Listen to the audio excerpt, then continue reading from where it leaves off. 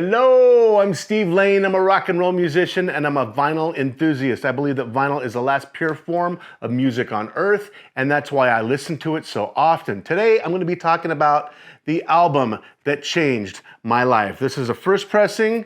This is the reissue that I just got from Wally World. It's all right, more on that later. And hey, guess what? Clear vinyl, mastered by Bernie Grundman. Coming up.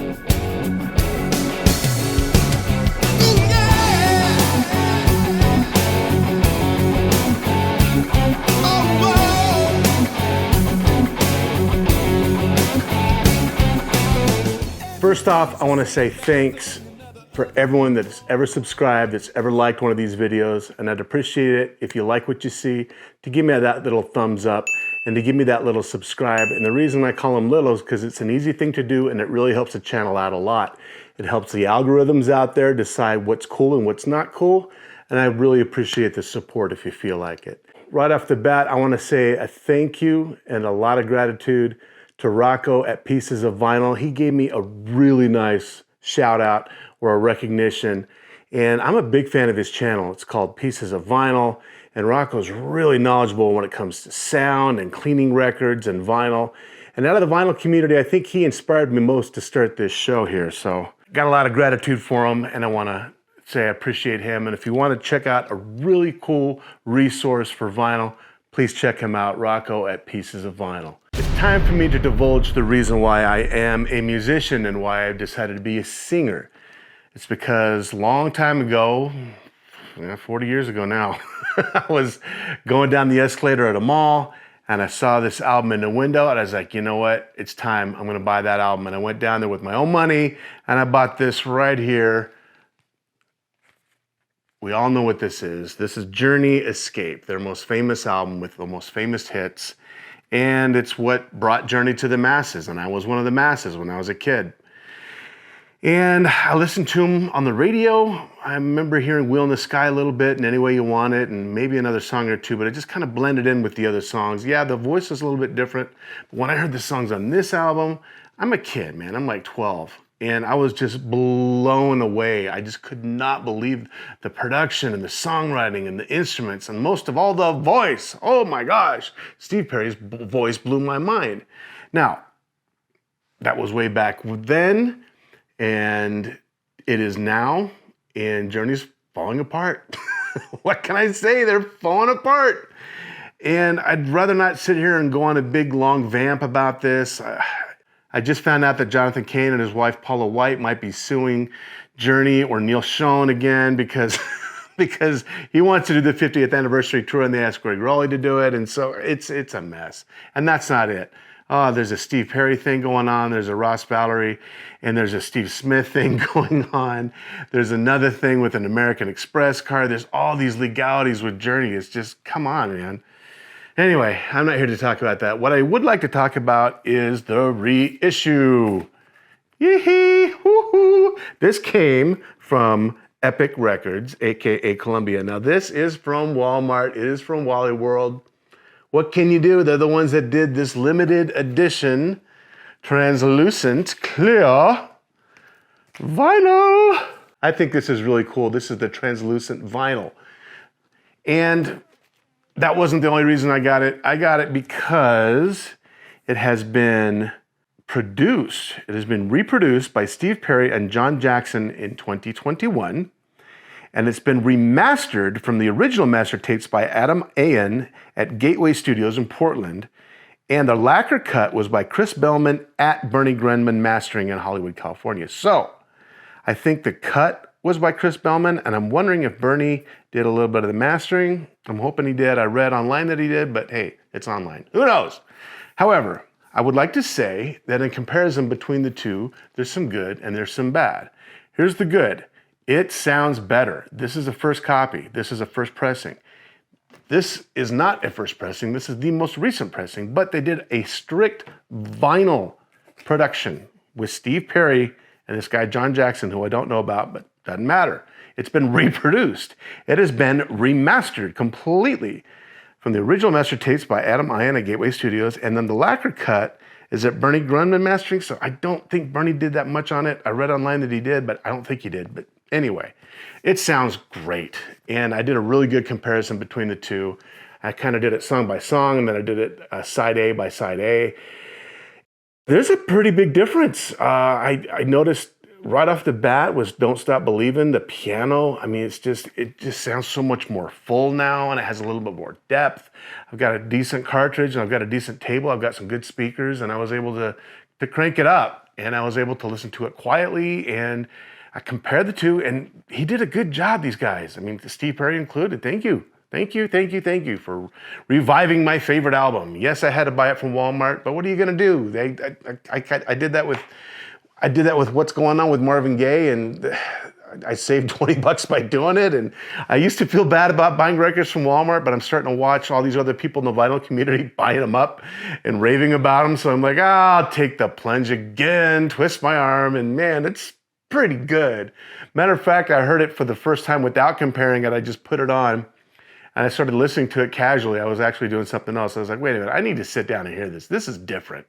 And I did. And I just I usually do the experiential listening where you tune out the world, close your eyes and listen to the piece of music. But I've heard this album so many thousands of times. I've grown up with this album that I was like, yeah, let me just check it out casually. I shouldn't have done that. But when I did sit down and really take it in, I was like, wow, this is different. It is really good. So then I did the hard comparison, and let's just go track by track off side A, side 1, as they call it. Don't Stop Believin'. Like I said, the piano, John Cain's piano at the top, it just sounds better. The production sounds better. The highs are a little bit more smooth. They seemed a little bit more harsh and crisp on the first pressing. Stone in Love, it has a lot more depth. It has a lot more of the rumph, you know. It's a little bit thin at the beginning, and I have to admit this. On the first pressing, I think it had a little bit more luster. The guitar, just Neil playing. Maybe that's Jonathan Cain playing on the other channel too, but regardless, they do it that way live. John Cain plays one guitar and Neil plays the other. Yeah, Stone in Love, though, there is a difference, but I prefer the original pressing just for the intro. Who's Crying Now? Oh, yeah. That's where I can really tell the difference between the two. It just sounds better. I don't know what else to say. The dynamics are better. It's better mixed, maybe, if that's what they did. It said it was only remastered, but it may have been a tiny bit of mixing going on. I don't know, because they reproduced it as well. Keep On Running sounds great. It sounds full. It's a rock and roll song, which is what I loved about Journey. And then at the end of side 1, one of my favorite Journey songs ever, even though I say it's Don't Stop Believin', it's really this one. It's Still They Ride. Oh, gosh, what a great song. Great meaning. Apparently Steve Perry grew up in the same place where George Lucas grew up, and American Graffiti was capturing those elements, and this is Steve Perry's kind of halfway nod to American Graffiti and where he was growing up in California, and it's great. It's one of my favorite compositions. It's beautiful.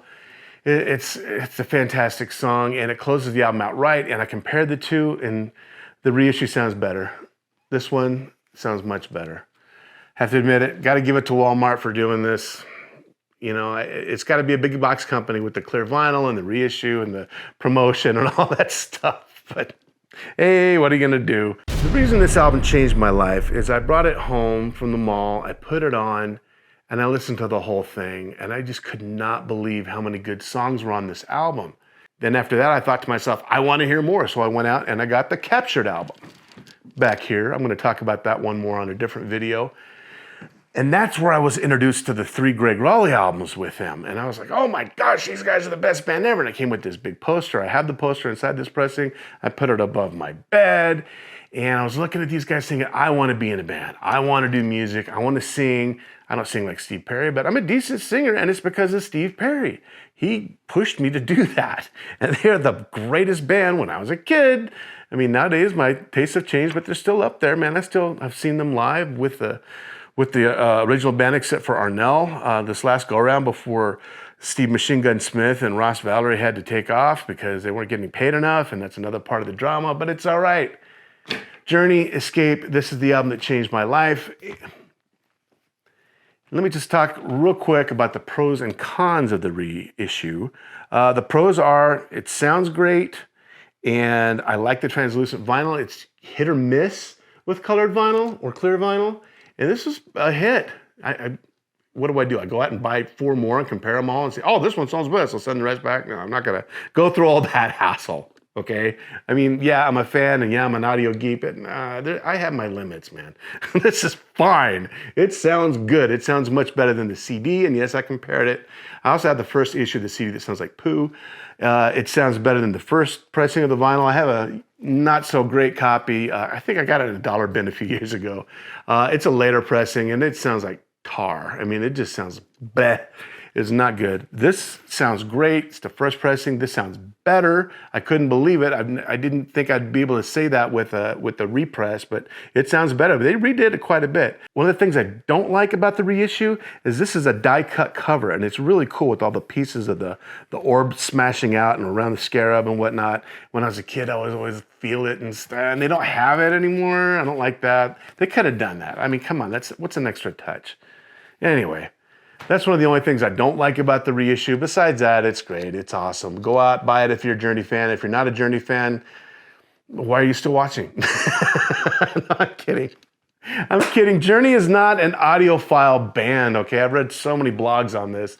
And so when I saw this on Superdisc a few months back, when this record store near where I live had a really nice selection of hi-fi records, this guy brought in a whole bunch and he sold them his whole collection. And I was going to get the Superdisc, the Columbia Superdisc, and I didn't. I wanted to hold out for this because I knew this was coming out. I'm glad I did. It may have sounded better, it may not have, but Journey's not really regarded as a hi-fi band. I think of Steely Dan, I think of a hi-fi band, but not Journey.